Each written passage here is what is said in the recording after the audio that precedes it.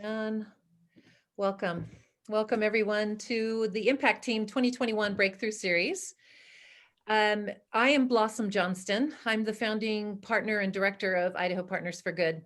And today's breakthrough workshop is by my good friend Roma Bose. And just before I turn it over to her, I just wanted you to know that the purpose of these, we're trying to be very strategic about the way we grow Idaho Partners for Good.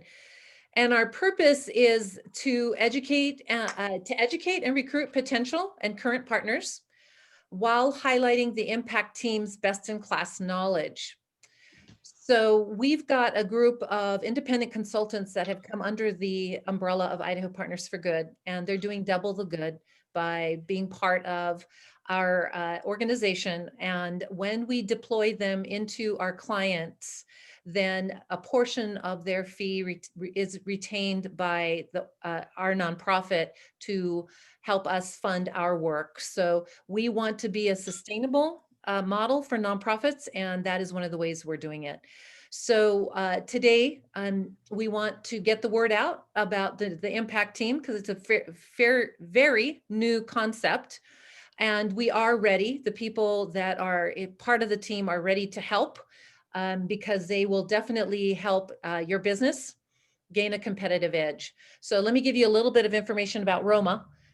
Roma's superpowers are her ability to engage high wealth individuals to give effectively to achieve the outcomes that they care about.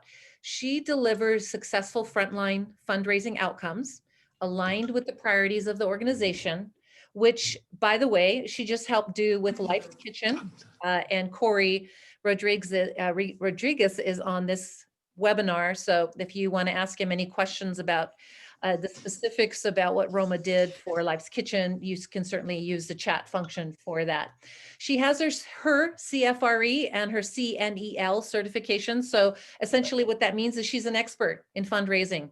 She's spent more than 20 years as a global nonprofit expert, which has resulted in millions of dollars that have funded community development, new programs, and has stood up new nonprofit organizations. She teaches and trains on fundraising strategies and best practices.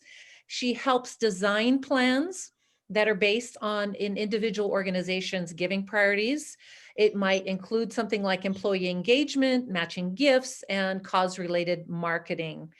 She's a wife, she's a mother, she's a grandmother, and she is a consummate professional. She has personally enriched my life as well as professionally. I love working with Roma because I learn every time I do. So with that, I'm going to turn it over. Oh, Blossom, thank you. I wasn't expecting that. But I want to add my thanks also to Blossom. Thank you so much for making me a part of this process and for inviting me and engaging me. And nothing is more enjoyable to me and fulfilling to me than helping nonprofit organizations become better. And they become better when they have more money to do the work that they love to do most. So without further ado, I feel that this is going to be a longish session. So I'd like to start because I'd like to leave plenty of time for questions and answers. And I think as a rule, maybe, there are two ways to do this, is to raise your hand at the time when you have a question, and Lavanya will alert me. Or wait till the end. We have plenty of time at the end of the session as well. As you can see over here, 20 minutes allotted to question and answers. And I can also respond to your questions at that point. So, since Blossom has already covered the first 2 points, I'm going to just dive into the session itself. And if you have difficulty hearing me or understanding me, please let me know. Please let Lavanya know, and she'll alert me so that I can go slow or faster or louder or slower, etc. So, the first slide is basically just to make the case. Why are we doing this?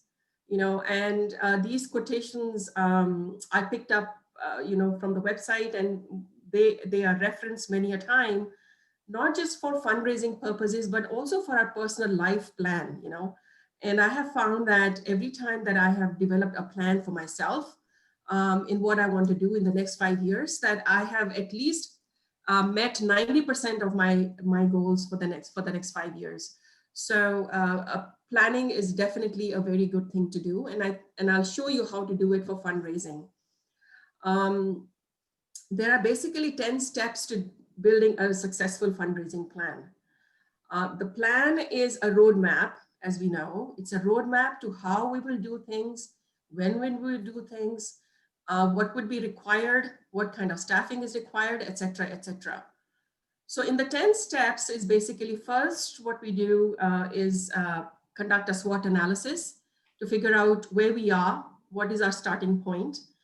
And then we figure out what are our organizational needs. Where we are is one thing, but knowing where we have to go is another. And so the plan is basically to build a process from where we are to where we want to be. After that, we are going to learn about evaluating the funding revenue streams, the various revenue streams, basically, what are the different, verticals that we can take in terms of corporate giving, institutional giving, individual, high wealth, women engagement, etc., etc. We'll talk about that. And then we'll talk about staff resources. So once we know where we want to be, what are going to be our priorities, then we also have to take a look at, do we have staff resources to be able to meet those goals? We'll talk about that. Next is going to be evaluation of our assets. By assets, I mean, what documents do we have readily available in terms of brochures, concept notes, and things of that nature. We'll talk about that. What is our communication strategy? Is that aligned to our fundraising goal? What kind of technology is required within the department and within the organization, etc. So we'll talk about that.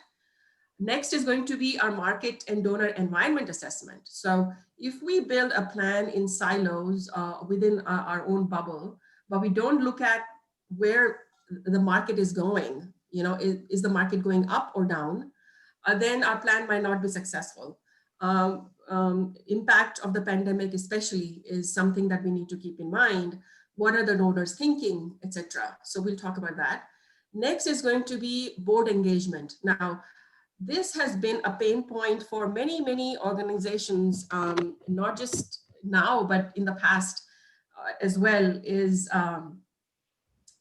board members are brought on boards to be able to support the organization, help set its direction, provide their talent, time, treasure, talent. But many times that doesn't happen the way you envision. And we'll talk about why and how to address those issues. Next, we will talk about department's budget. So once we figured out all the steps from step 1 to 7, we will really need to sit down and say, okay, do we have the money to do the work that we want to do within the department? And how are we going to get the money if we don't have it now? So we'll talk about that. Number 9 is going to be bringing everything together. Anything that we learn from point 1 to point 8 will have to be then culled down and built into a plan with priorities and measurable metrics and timelines, and allocating responsibility as well for each of those deliverables. And then at the end, of course, is a no-brainer that every quarter, the team should get together and say, how are we doing on the plan? So scheduling time per quarter on the plan to discuss the plan is going to be an important part of this whole thing, because after doing all of this hard work, you just don't want the plan to be sitting on the shelf. It has to be rolled out. It has to be worked. The plan is not going to work by itself. And I see that more than 50% of the people or organizations are very passionate and excited about building a plan, but many a time they lose their way because many things happen along the way. And since they have not scheduled time on their calendars to review the process, the plan, and make the tweaks that are required, that it just doesn't work. So let's dive into the first. Let me take a pause over here and see if anybody has any specific questions at this point.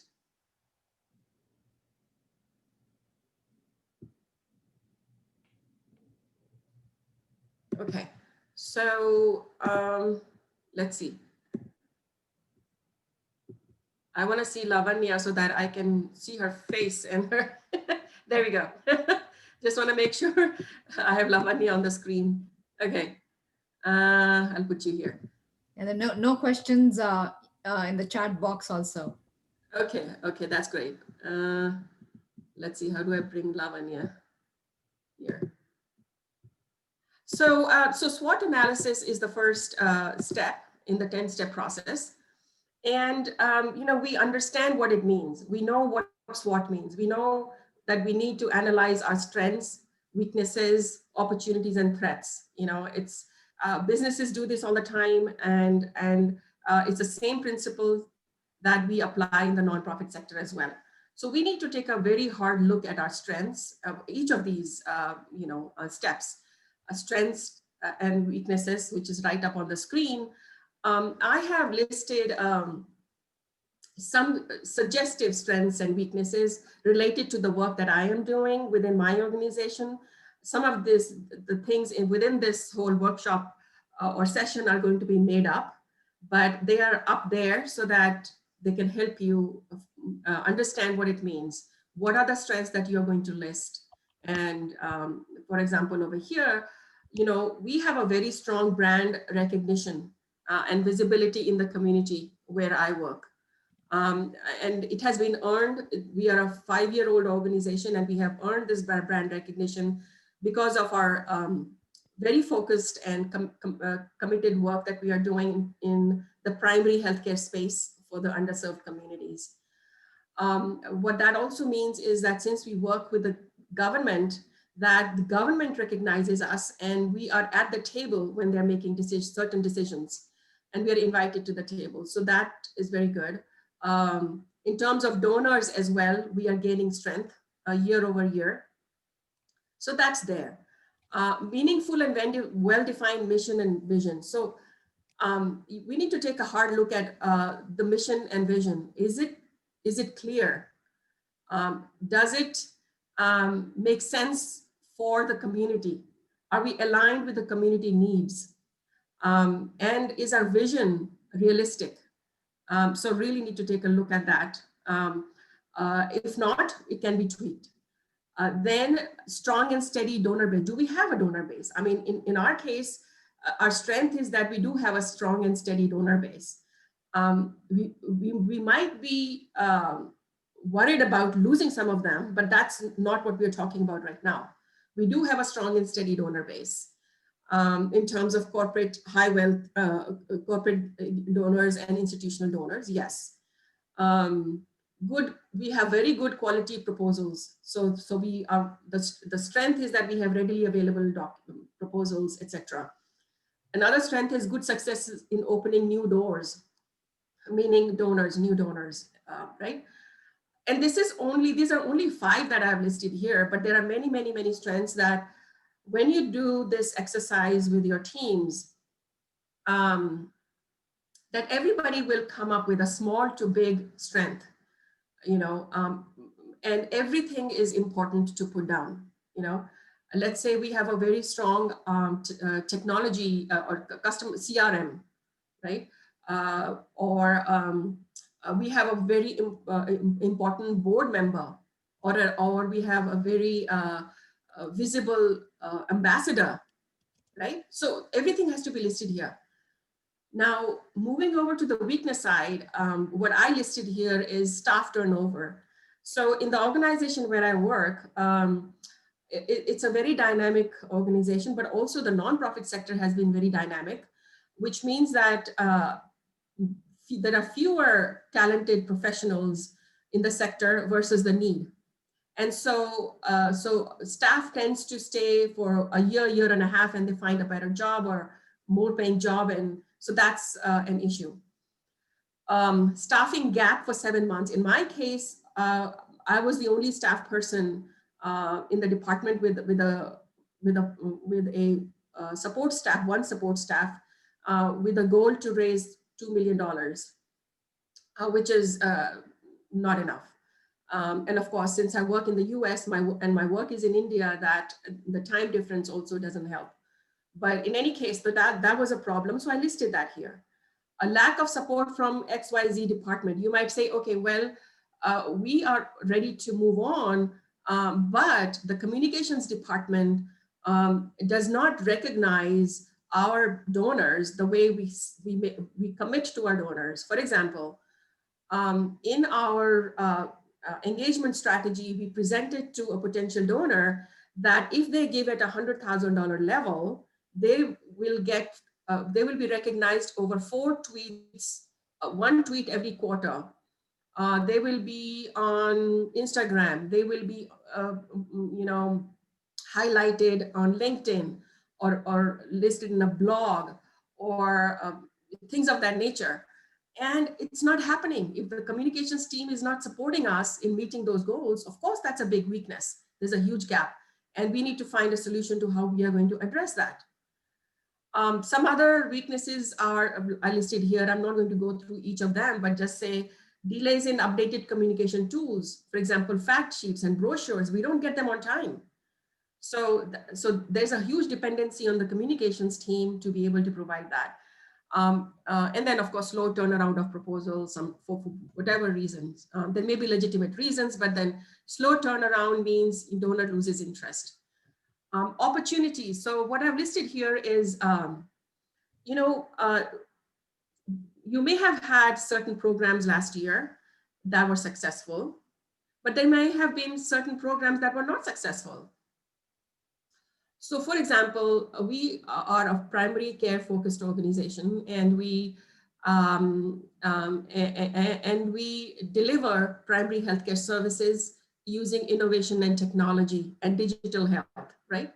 But with the pandemic happening, we saw that the cadre of frontline workers were not prepared. They did not have the tools to be able to deliver services, in the right fashion. What that means is how to quarantine, how to,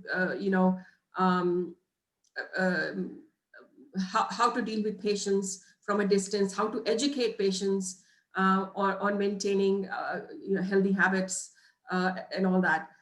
So we had to quickly turn around and develop training tools for our team. We have 500 plus staff in India that needed to be trained.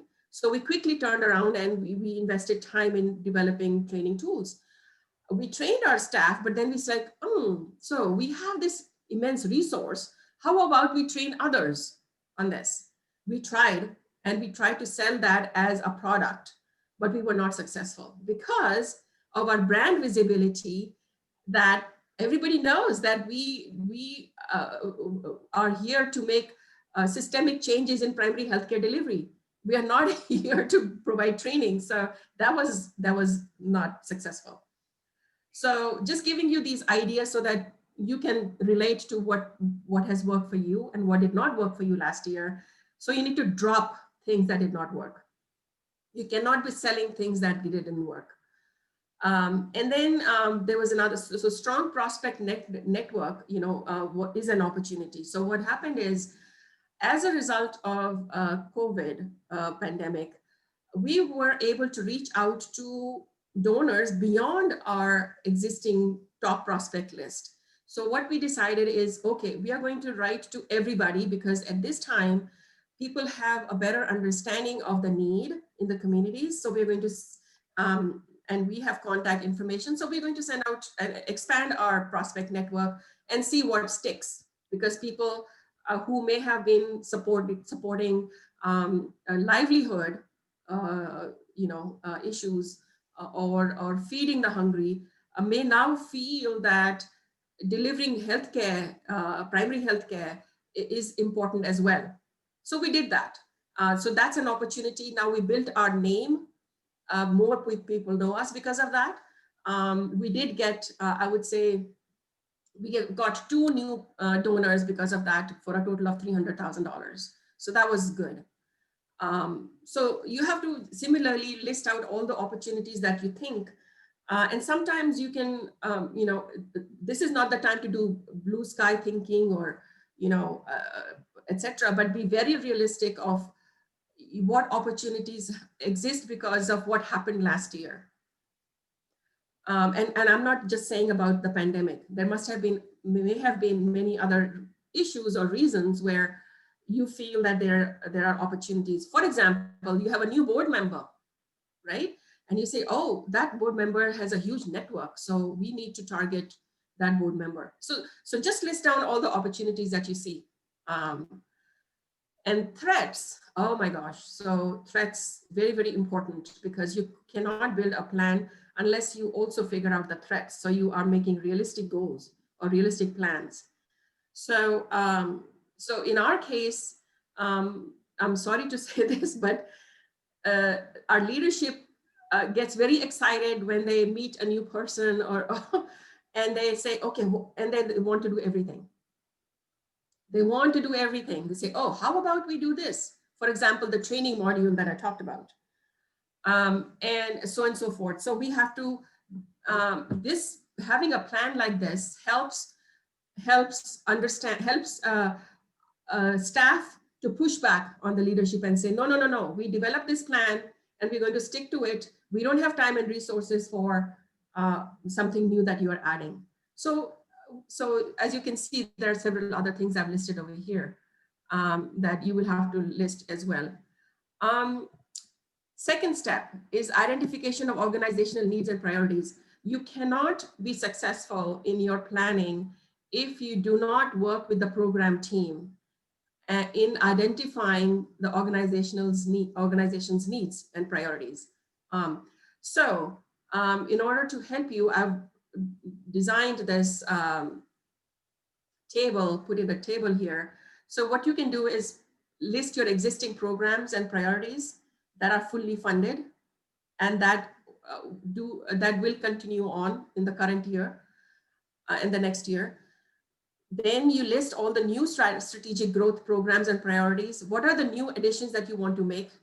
Are they realistic? And do they align with the strategic plan of the organization? So you list those.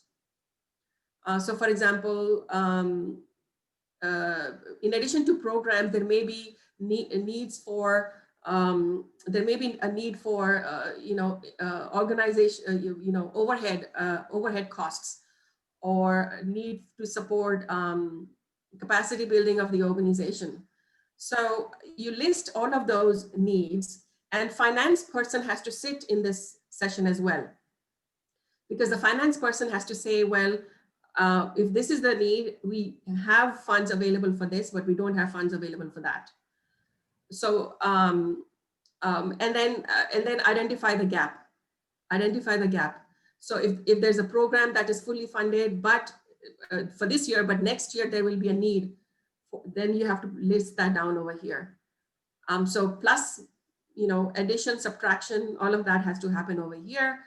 And if this is not not an hour-long exercise, sometimes it takes a whole day for this exercise. Even for this previous SWOT analysis, it's a full-day exercise. And I have to tell you that building a fundraising plan itself takes at least 2 days. And I have done it with organizations. It's a 2-day offsite exercise where all necessary people, required people come together and develop this.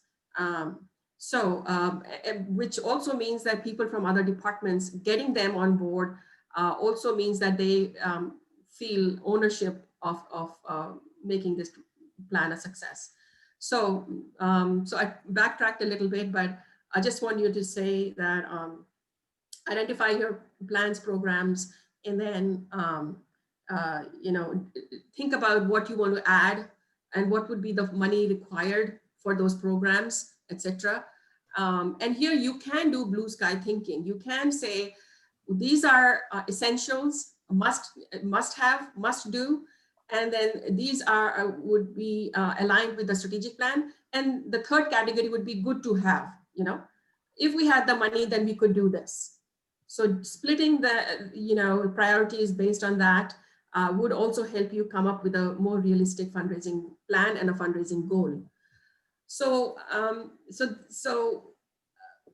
spend a good amount of time doing this, because the SWOT analysis and this are very, very integral to building the whole plan. So invite as many people as you think are relevant to this, people from other departments as well, engage them and see, and then again, splitting them into 3 categories: must-haves and good to have, etc. Next item is evaluation of the revenue stream. So now you have your fundraising goal. Let's say your fundraising goal has been determined as $2 million. And these are the different buckets within which we have to raise money, because there's a gap in human resource funding. There's a gap in communications team. There's a gap in program funding, etc., etc. So you have everything laid out in front of you for which you need money and how much. And then you do, this is kind of a soul search exercise, number 3, which is what we did last year. So revenue streams, and I've just listed a few, just 4 of them, but there may be more. So let's say you have a very good individual giving program and it's working, right? So you want to keep it, yes or no? You say, yes, you will keep it. Annual giving, yes, it's a no-brainer. Direct mail hasn't worked. Let's say the return on investment has not been great. And the finance person will tell you that we put in this much money, return was this much, so no, let's drop it. And let's move, but then you might also say, let's move on to digital fundraising, right? So then that would move over to the ad column on the right. Online giving, yes, let's promote that. Yes, we will keep that. And then you might want to say, well, planned giving. So when I talk about planned giving and I talk about major gifts, these are 2 areas that I would really want you to consider including in your plan. Why? Because we know that with baby boomers retiring and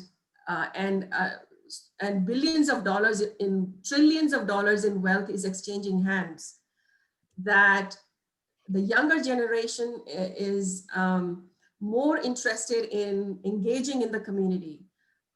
They want to make a real difference, etc. That there is no reason why you shouldn't have planned giving and major gifts or high net worth individual engagements as a strategy. You might want to start small, but definitely add this to your plan.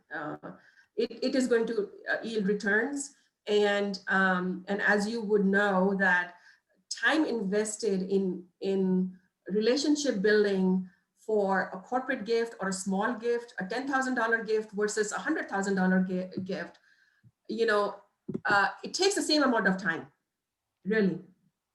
So therefore there is no reason why you shouldn't look at big ticket donors and big ticket items. Any questions? I mean, everything is self-explanatory. Board giving. Now, I want to talk about board giving here. And Blossom and I had a little exchange on this point. And board giving has been, in my experience, a sore point for most nonprofits. And I would say that stems from the fact that 2 reasons. One is that proper onboarding was not done. So when you are excited about bringing somebody on board, you don't actually tell them, well, we want your time and talent, but we also need your treasure, right? So we avoid talking about money. And that should be included in the onboarding process. So I'm going to, I'm happy to help you in any of these areas, but I'm just going to say here that you need to review your onboarding documents. How are you, and there is a set of documents, right, that board members have to sign. And within that, you have to develop, within your team, and leadership has to decide the threshold for giving. Where I have seen that when I have raised funds, raised funds from, especially from high wealth individuals, and have presented also to corporates and foundations the same strategy, same document, which says we have 100% board giving, it really sticks. You know, when you say 100% board giving, so the goal is that 100% of board members are giving, whatever level. Now that's, it can be anonymous, internal, giving threshold and giving, that is another strategy where you want your board members to give more. It's a very different strategy for encouraging them to step up their gifts, but onboarding has to be proper. And when they sign off, when you tell them to sign off on a document on a dotted, when they sign on a dotted line, it means that they will follow through. But staff, of course, has to follow through. And normally CEOs are responsible for board engagement strategy. Staff supports, but CEOs lead that strategy. Affinity groups, I would also want to highlight. Affinity groups means programs such as women's leadership engagement, or young leaders youth engagement, or young men's engagement, or under 40 club. I mean, you can think of many different ways depending on where you think the community is in their thinking, how are you going to bring them all together? So those are affinity groups. And there's also diaspora giving. So for example, we have a sizable refugee population in Boise that they want to do something to give back. Everybody wants to give back. I'm an immigrant. I want to give back to my country for many different reasons. So there are people who want to give back. So you want to harness that energy. It may not be for giving. They may not be able to give.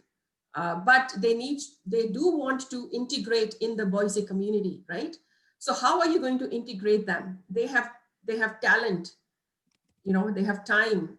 So think about those things as well, and I'll be happy to talk to anybody of you on any of these, revenue streams and how to build that. Moving on, let's see, why am I not able to? Oh, there we go. So now you have, by this time, what are your strengths and weaknesses, how you want to grow, what you want to drop, what you want to add, you do have a goal, right?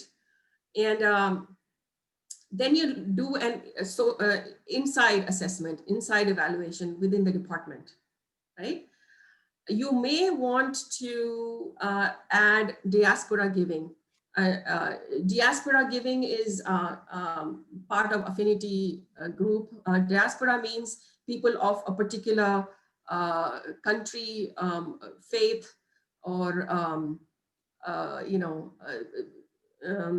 normally used for people of same ethnicities is what is diaspora giving, and normally that happens within a country. So diaspora, that is what it is. So let's say you have a staff resource who can handle individual giving and grow that pie. Board giving, yes, you have, but diaspora, you don't know where to start. You don't have a staff resource. So you will need to hire somebody, and therefore you put that in the budget. You say, okay, we need $50,000 to hire somebody at mid-level to be able to do diaspora giving, right? So you go through this exercise based on what you have determined is going to be your priorities.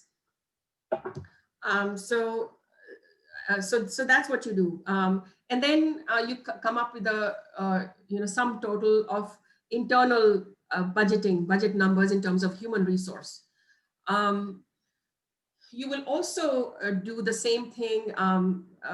It's also good to have communication team around, because they need to be part of this exercise, where now you have figured out what kind of staff resources you require, but what are the assets that we have available? Assets meaning, like I said over here, fact sheets and brochures and one-pagers and whatever you call it, or white papers, concept notes, and you identify a gap or a need, and you say, well, we do have fact sheets from last year, but the numbers have improved. Impact has gotten better, or maybe our fact sheets need a facelift, right?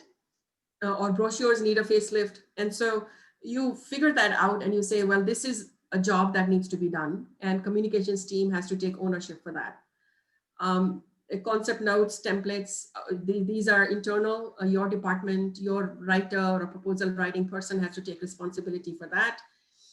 And allocation of responsibility at this time is going to be very, very important. So you have to have a table, an Excel sheet in place, and allocate responsibility and also a timeline. Who's going to do this by when? Similarly, for proposals, some templates can be available, but basic templates, when available, are really handy when you have to customize proposals for any prospect. Technology needs, for example, like I said, we are only a 5-year-old organization, and I had subscribed to Salesforce early on in 2016, but we were never able to implement that because there were multiple things that we had to put in place. And we've identified that Salesforce is what, in terms of CRM, that we need to implement this year. And we are very actively working on it right now. So that similarly, you might have some other donor management tool that you want to bring in, and you have to allocate resources. And many times you'll have to go back and forth in your exercise on the budget page, right? To add costs, related to any of these things that you are doing. So CRM, again, who's going to bear the cost? Is it the IT department? Or is it the fundraising department? Who's going to bear the cost for CRM? And then who's going to implement, right? So those are, for example, technology needs. On the right side, I have communications requirements. Now, I'm not sure, you may have, some of you may have heard of communication plan. So communication plan is a whole different exercise that takes place, led by the communications department, but there is an intersection with the fundraising team, because who are the people who are going to be using those assets? Mostly it's going to be the fundraising team who's going to be using this. Of course, there are advocacy team and the policy team that will also be using these things, but mostly fundraising team. So you develop your, under the communication requirement, you will need a few things. For example, I have listed here a donor recognition calendar. I talked about a communications calendar, but this is a donor recognitions calendar. So let me explain the difference between the two. So the communications calendar is a 12-month calendar that lists activities that a communications team is going to do every month. Even sometimes it's even broken down into weeks. In the 52 weeks, communications team is going to, for example, in the first week, send a Happy New Year greetings. And the second week, write a blog post, blog post or a story on all the good work done in the past year, for example. In the third week, they're going to post a beneficiary story on LinkedIn, etc. So these are just ideas, but so you get the idea that a communications calendar is built on the work. It's a work plan. It's an actionable work plan that the communications team is going to deliver throughout the year based on the strategic plan, based on the organization's strategic plan and the goal in that plan. For example, we are trying to move towards policy decision making, right? So we've defined our strategic progress in 4 Ps, and 4 Ps means in the beginning, we are a 5-year-old organization. So in the beginning, we had to prove ourselves that we were a viable a viable organization that is committed to the issue of primary healthcare, and it's here to stay.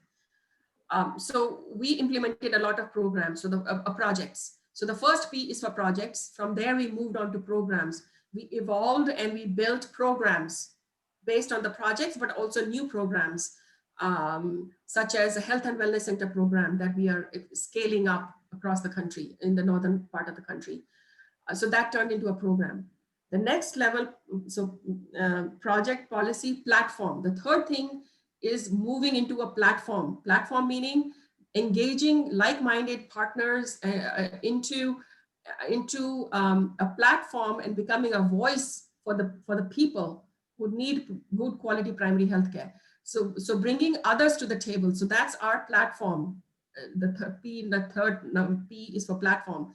The fourth P is policy. The maximum impact that you can have is when you are able to help make policy decisions or make influence in policy decisions based on your own experience, etc. So those are the four Ps. And I know I sidetracked a little bit, but I wanted to tell you that is our strategic plan. And so the communication plan has to align with these four Ps. It has to do, it's not that we are dropping one P for another P, but we are moving up the ladder, so to say, to be able to reach that policy level, right? So the communication plan has to incorporate all of that in the 52 weeks that they are going to be developing their calendar. And that's a whole different strategy, and I don't have enough time to talk about that right now, but donor recognition plan is different. Now, a donor recognition architecture is something that I designed as an engagement tool for potential donors. So largely for corporations. Corporations, we know, they want full engagement from a nonprofit. For example, they want employee engaged, they want their employees to be engaged in terms of volunteering and giving. They want their own name recognition, right? And of course, they do have good intentions of making an impact in the community. So how are we going to recognize them in all of these areas? So a whole plan is designed in which, based on their giving level. So we say, if you give us $25,000, we'll give you 2 tweets in the year. We'll write you a short story in 1 story in a year, etc. And then we increase all of those visibility opportunities for larger donors, so that is a recognition plan. However, like I said earlier, if communications team is not delivering on the commitments that we have made with the donors, then we have to cut a sorry figure. They might not want to give us again the following year. So anyhow, so I'm going to move on. Let me do a time check. Okay. There is a question from Jessie, and she asks, what is policy? Oh, okay. So policy decisions, for example, I'll give you an example of India where, of course, nutrition is an integral part of the services that the government delivers in primary healthcare. Just to take a step back, the government of India is responsible for primary healthcare of all its citizens, period. So there is private healthcare available, but according to the Constitution of India, government of India has to provide primary healthcare to all its citizens. So within the primary healthcare services, there are 12 services that have to be delivered, which include reproductive health, maternal health, child care, all of that. And then they've added geriatric care, there's dental, there's yoga for wellness, etc. So there are 12 services that have to be delivered. And nutrition is a big part of it. Nutrition was integrated in the reproductive health and maternal health and all those areas. However, it was not a vertical by itself. So we decided, but the nonprofit sector that is focused on health decided that we need to advocate that nutrition become part of the primary healthcare services as a policy, right? So that advocacy led to a big policy change within the government And nutrition is now an integral part, a standalone part of primary healthcare delivery in the country. Is that clear? I mean, so now because of that policy change, millions of people are able to get the benefit which the government is paying for. So that's a huge impact, right? So that's what I mean by policy. There are also some comments about non-financial giving, like giving Yes. event sponsorships and yeah, um, made by Kimbra and John. They've talked about in-kind for space, services, and other relevant needs. So Absolutely, absolutely. So these are not standalone or neglected areas. They have to be part of an integral part of all giving. And as we know with Life's Kitchen, Corey will vouch for that, that is an important part of giving. And it cannot, and it is recognized at the value. In fact, a tax return or a tax receipt is expected for the value of the in-kind amount that is given. So yes, that is an integral part. Now, having said that, if you are referring to the board giving, and what if the board is giving in kind instead of cash? Then, of course, this is going to be an internal decision between leaders. But like I said, since in kind it also has value, and you are providing a tax receipt, that can be counted.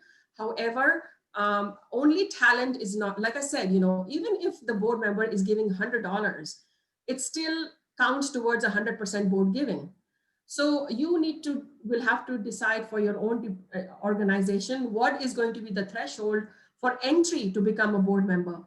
So, I have told this story before, and I was telling Blossom the other day, is, the secret for success in fundraising for me personally has been that I am not afraid to ask for money.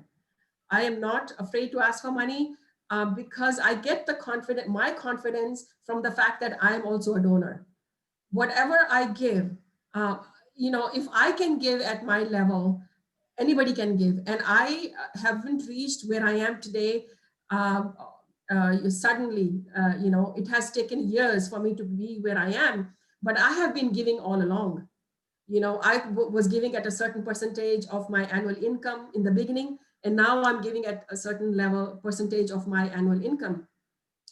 And so board, anybody can give. Anybody can give, and some, we can discuss ways that people can give. I know in our church, people fast for a day, and they give whatever $10 that they have saved that day by not eating that day. I mean, I don't want to go to, into those kind of details, but I'm just saying that everybody has capacity to give. If somebody is unemployed, that is a different matter, right? That is a different matter. There can also be challenge grants or matching gifts. And we all know about those things. Matching gift, if one board member says, I'm going to match anybody's gift at this level. If somebody's giving at $10, I'm going to match it 4 times, or $100, match it 4 times, $100,000 level. So those are many different strategies, and we can talk about those different strategies for engagement. But I think it is important that everybody gives at whatever level, what capacity they have. Roma, there's a question from Drew. He says, yes, anyone can give, but how do we narrow down our avatar to start to search for? I didn't understand the question, sorry, but Drew, can you explain that? Yeah, okay. So yes, anyone can give, but when we're searching for potential donors, we typically, with any form of advertising, we're going to create some kind of an avatar. We're going to target this type of person that we're searching for. Yes. How do we narrow this down for fundraising techniques to where we're looking for a targeted audience? Very good question. So So let's say, of course, I mean, this is in case of individuals, there is a specific strategy for, and there are vendors who will provide you with emails and addresses of people who give within the category, within the framework that you give them. So for example, and tell me if I'm offline, but for example, I needed to reach high wealth individuals of Indian origin who make whose annual income is $250,000 and above, all across the country. And then the vendor came back to me and said that the cost, that there are millions of people, and the cost for that list is going to be, it was going to be like $5,000-6,000. I said, no, my budget is very small. Okay, how about we narrow down to people who have the capacity to give it, or no, whose annual income is at $500,000 and of Indian origin. So he then gave me the list, which was very reasonable. I purchased that list. Of course, 40% of the emails are junk. Which is expected because people change their email addresses and jobs, etc., etc. But so that became my list that I target for my communication strategy, sending them updates and stories. And then there is another strategy for that. You tell them the story 4 times, and the 5th time you make an ask. So that's for individuals. That's how you determine. With regards to board members, there is a matrix that you develop. And in the matrix, you list requirement for the organization. What kind of gaps you want to fill? For example, you would like a finance or a treasurer, somebody to a board member to manage that part of the organization. Then you will have to find somebody who has that talent. Of course, the matrix also includes male, female, race, for diversity, and giving capacity.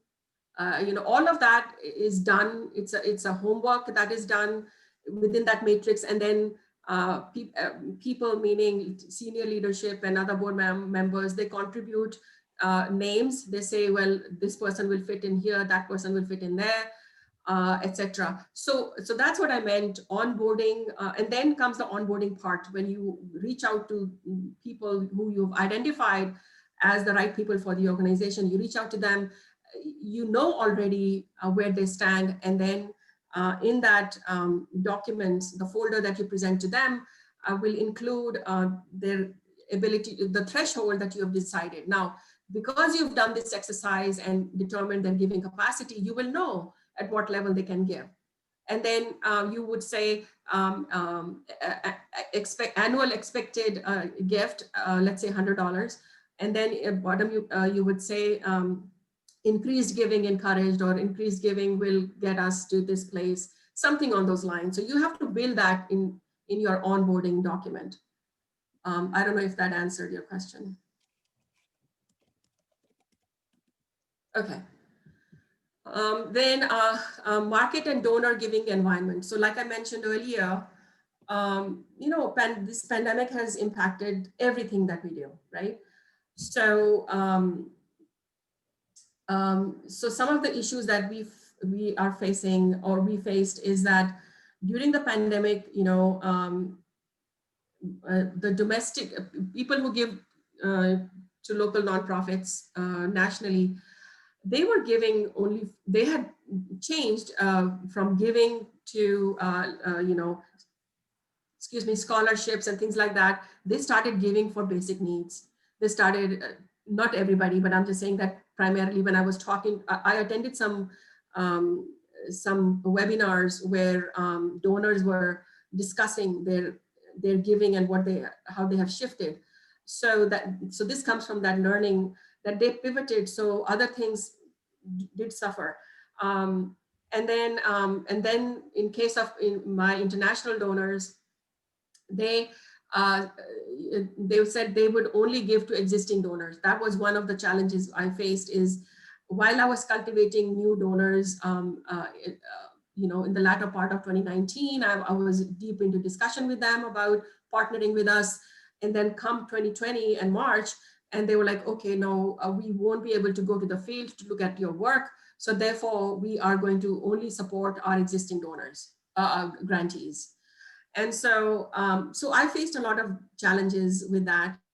And then and larger donors like Gates Foundation, etc.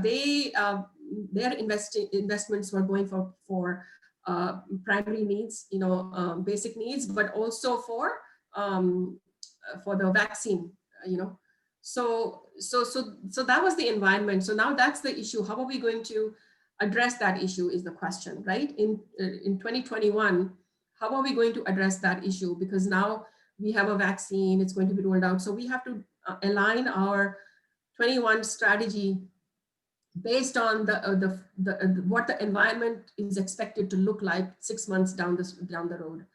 And so in the first 6 months, you would have to build your strategy, and then in the second part, you have to roll out that strategy. You have to work the strategy.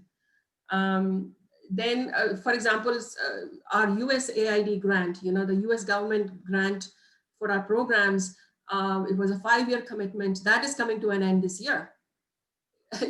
So there's going to be a gap, and we have to figure out how are we going to fill that gap. So those might be the things that you have to say. A board member may have rotated off, and he's not or she's not interested in giving to your organization anymore. So how are you going to meet that gap? So many different things. So, maybe there was, maybe the organization had to face some negative publicity. How are you going to address that issue? What will be your strategy? In that case, you would engage your board. The board would go and meet with people who are upset or, trying to bring them back. So there will be strategies against each of these issues, right?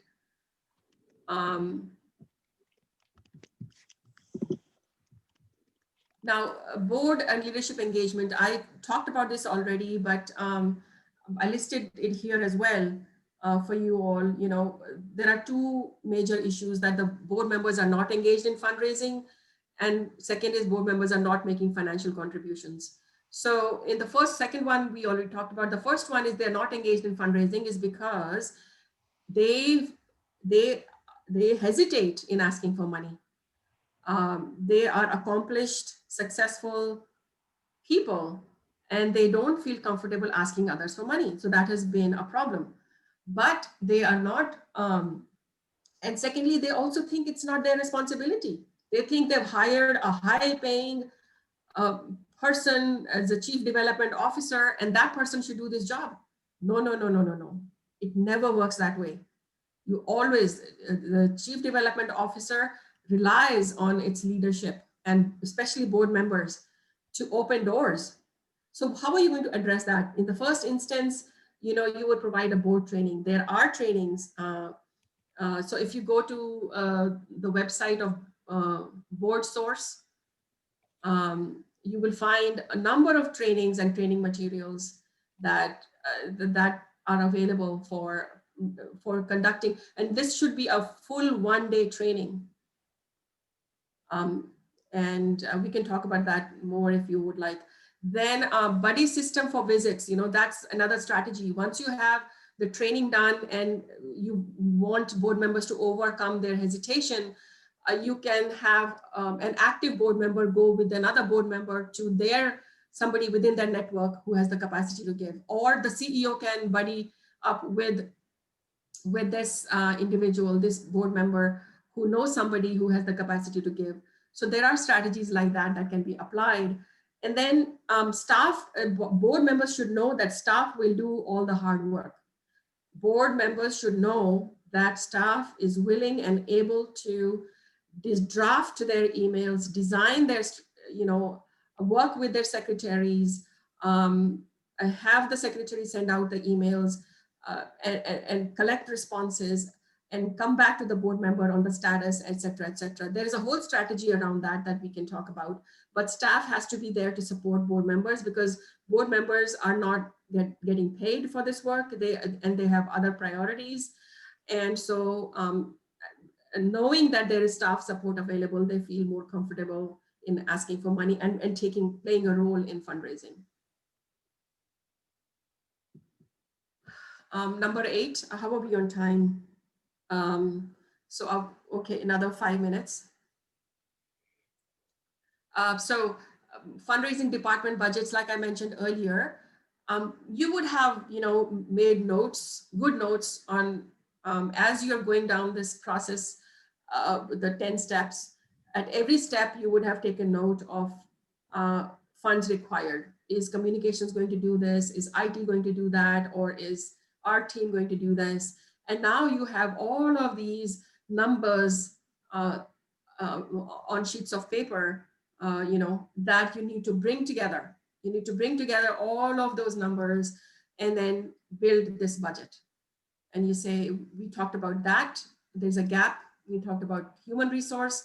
We need to build that in. We need to board training, offsite will cost this much, lunch, etc. Flying in a board member for training, all of those costs, we need that budget for that. Donor recognition items, many times, we do events to recognize donors, right? And we do plaques and awards and certificates, etc., that they can hang in their offices and things like that. So those cost money. So budgeting in the CRM cost, for example, etc., all of that. So then we say, finance guy will say, okay, this much money is available, but we don't have money for that. And then you come up with your department budget, right? Number 9. Now, like I said, at every step, you would have determined your priorities. These are the things that we are going to do. These are the things we are not going to do. But now you have a solid list of things to do. They may be under, the things to do would be under this category or this category or this category or that category, etc., etc. There are lists of things to do, right? So then within all of those lists, hopefully those are your priorities. You list down all of those 10, 20, 30, 40, 50, it could be pages of priorities. These are the things we have to do. This is the objective. This is the goal or objective that we want to achieve. And then by when. If we don't put a timeline for by when, things are not going to happen.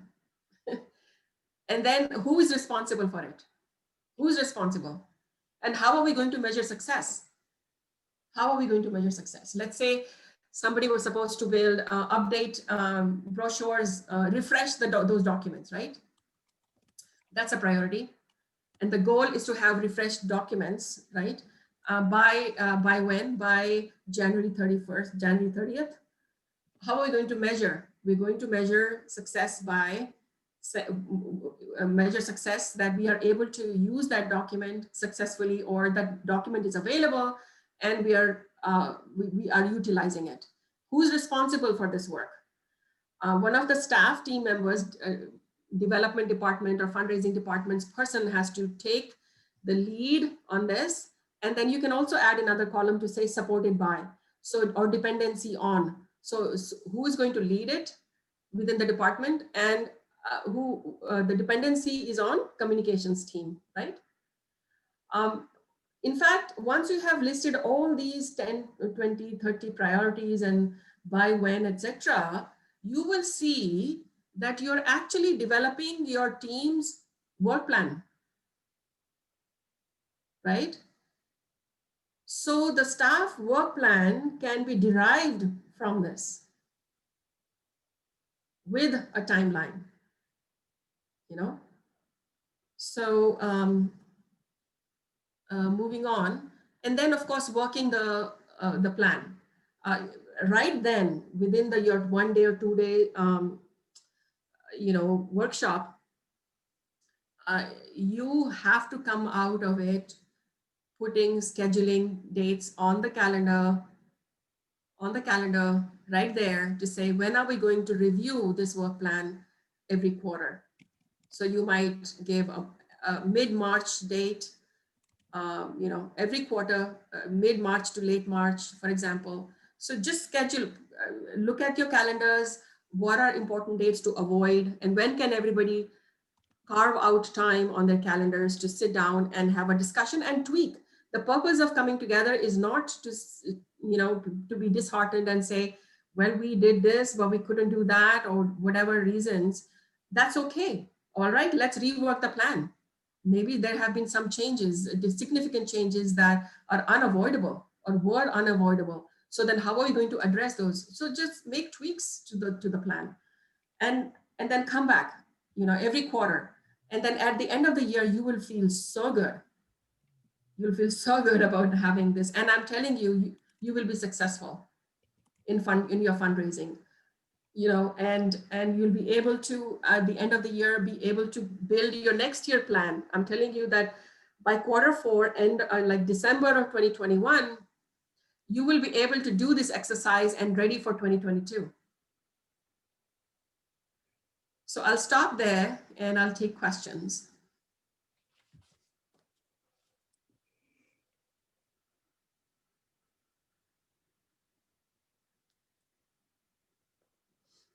Roma. Yeah. Okay, so boil it down. Somebody's getting ready for a donor meeting. What is your top tip for getting over the fear of making the ask, and how do you prepare yourself for that meeting? Okay. Wonderful, very good question. So let me give you an example of my personal experience. Okay, Pfizer. So since we work in healthcare, primary healthcare, and Pfizer is a big player in India, as in other parts of the world, but Pfizer is a big player in primary healthcare and has been in India. I did my research. First, I did my research to say which are the top 10 pharmaceutical companies that are doing business in India. And then I said, narrow down to which ones are focused on primary healthcare and in which aspects of primary healthcare. There are, like I said, 12 services. Within the 12 services, what kind of medicine, what area of health are they addressing? Cancer is one, okay? Non-communicable diseases, and narrowed it down to cancer. And then, of course, there's a type of cancers that they have medicines for. So then I did my research on who is the right person for me to connect with. And then I reached out to them and shared and customized my email and my subject line. Very important. Your subject line is very, very important.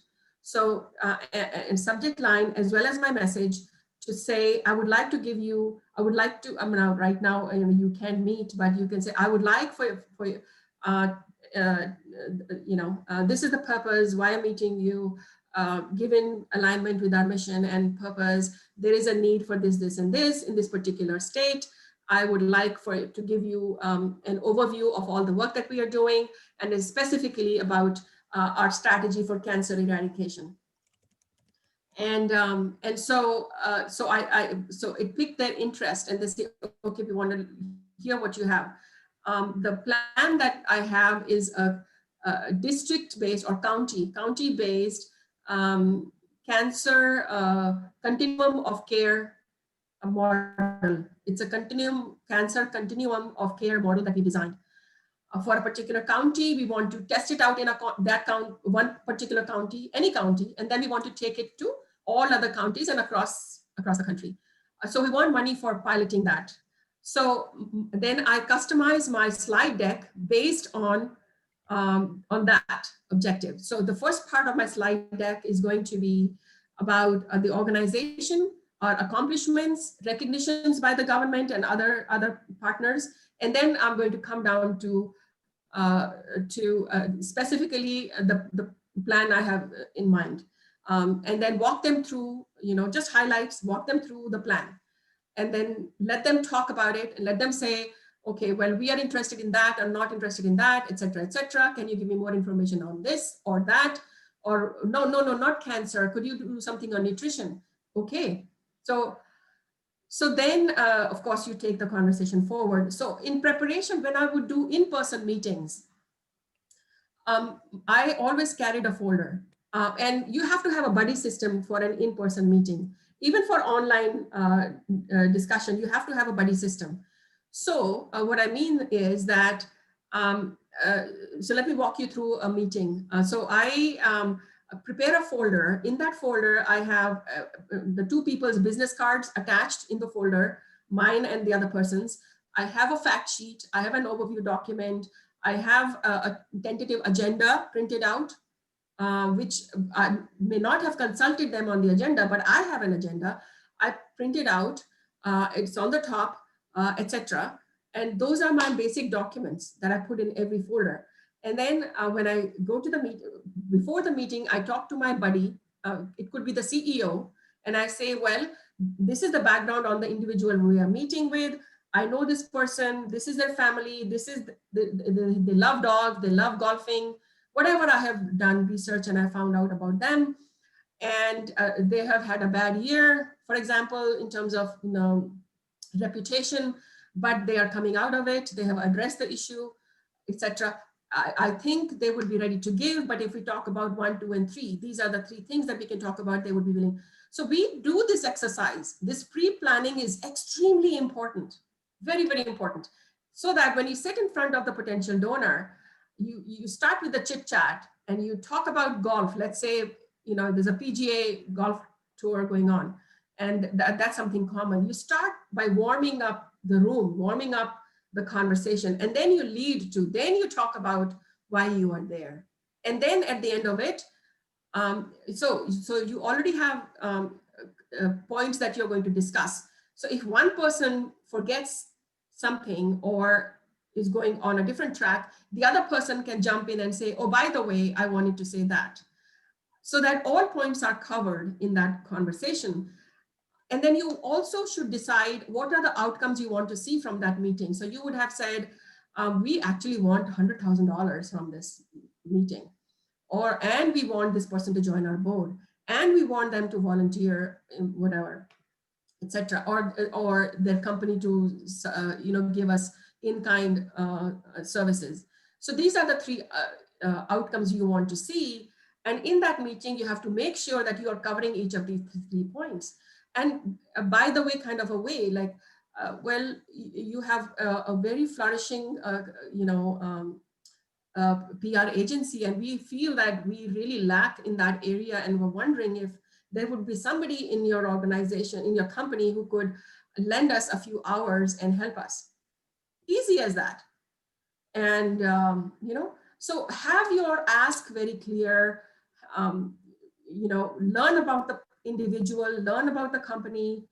And, I think I have shared a prospect profile in the past, and I'll be happy to share with anybody that we do prospect profiling, and everything goes into that profile. My CEO is very busy, doesn't know about everybody. So as I'm driving with my CEO to the meeting, on the way or before, a day before, I tell my CEO, here's a profile for you to read from. And my CEO goes through the whole profile, everything, and is ready for the meeting.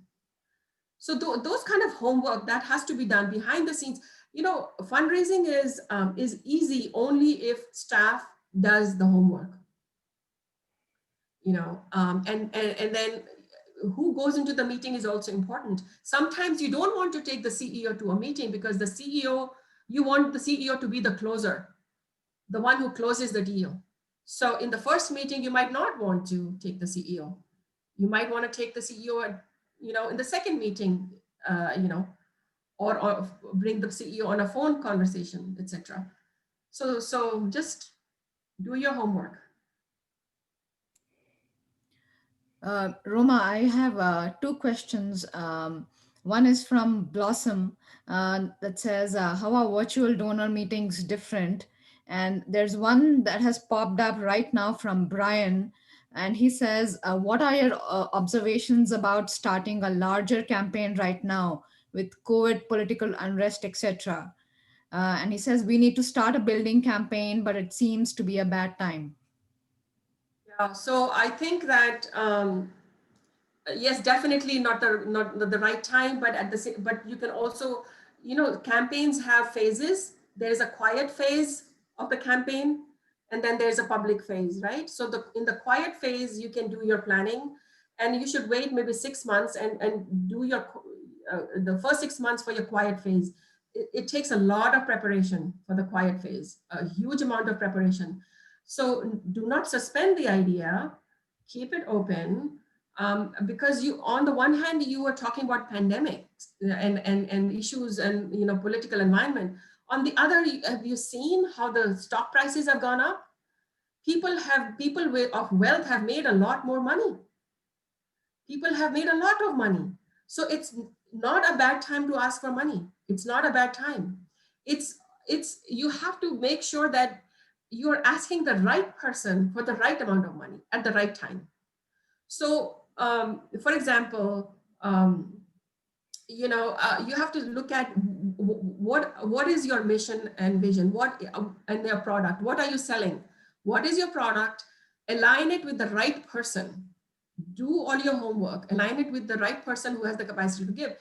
Let's say nutrition, right?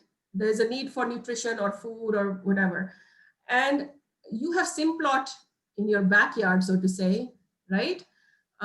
You have Albertsons, again, food, health. So you might narrow down on organizations or companies that would have a focus on nutrition. And then you target them because you are focused on nutrition. So alignment is very important. Doing your homework is important. And who knows whom? Very, very important. Who knows whom? So you recruit board members of wealth, of means, of reputation, etc. Why? Because they have a standing in the community. And if those board members go with you or help you open the doors or go with you on a meeting, that the success rate is going to be in 100% or 99%. So I'm going to ask Corey to lean in to that question as well. Corey, are you still out there? If you are, that's something that we were working with Life's Kitchen on, is to launch a capital campaign in the middle of a pandemic. And so I'm curious about your thoughts, Corey. Well, we were certainly scared also because it was not in our plan, and it kind of pushed back our move date a whole year. But like Roma said, we're in our quiet phase, but we've been really fortunate that the Partners for Good helping us out and getting us in that direction. But we've been really fortunate to have the people who are helping us, like board members and whatnot, they're going out and talking to those people. So it comes back to the relationships. And so we've been able to pull donors in and in-kind giving also, just based on relationships. And then some of it just asking has been some of that too. So, it is what it is as far as the pandemic, but we are seeing that people are still wanting to help out and help the community. Let me give you an example of United Way Worldwide. Several years ago, they were tearing down a portion of the building to build a learning center, proper learning center. And so the budget for that capital campaign was about $11 million. So our team did a very good job of identifying Gates Foundation as a very good prospect. Why? Because Mary Gates, Junior Bill Gates' mother, was on the board of Seattle United Way, and she also served on the board of the National United Way. And so we did all the rendering, etc., and presented the proposal to Gates Foundation. with the naming rights, we wanted to name the center as Mary Gates Learning Center. And of course, we got the funding, not all of it, but most of it. So aligning with identifying who would be the right person to go to, that research is really, really important. And how are they emotionally connected to our mission? That's important. Roma, there's a question from John on use of media to create awareness and momentum. Yeah, so like I said earlier, in the communication plan, there have to be different elements to the plan, including media, social media, print media. I have seen that press conferences are a very good way to bring everybody under one roof and send the same message. Social media definitely right now is taking precedence, and so you have to put yourself in the shoes of a recipient or a potential donor. So your plan has to look at an individual. So for example, me, so I am emotionally connected to issues related to education, let's say, okay?